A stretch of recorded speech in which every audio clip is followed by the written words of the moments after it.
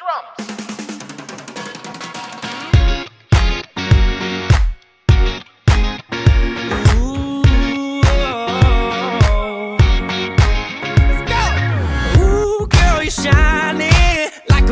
Avenue diamond, and they don't make you like they used to. You're never going out of style. Нали го нямаше? This world might have gone crazy. Не. Не. Надявам се. Това поне се стремя да правим. Wanna kiss you like Prince. Let's get it up. 1 час. Аз не съм си пазарувала от месеци. Последното нещо, което си купих е сако звезда. Между 20 и 30 хиляди, зависи какво си купувам.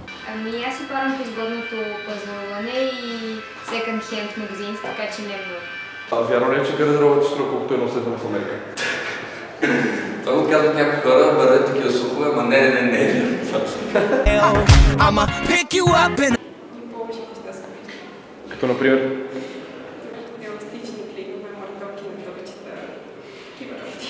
Да, естествено. Фочи forever, само Samsung. В никакъв случай. Аз съм с дънки, бе. Освен в част физическо не. Дори да яди да си или каквото да било.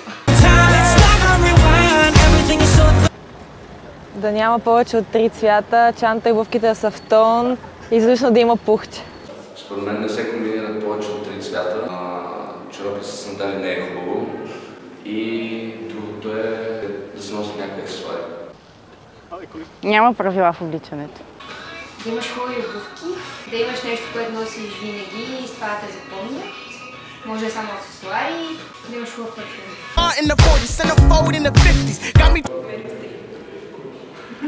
Дейвид Бекъм. Много ме кефи как изглежда. Идол нямам, но блогове. Те са винаги на среща. Ето го, може да го снимат. Вижте какъв клошар си имам за инспирация. Пак си, бе? Не, нямам си. Това ли вече?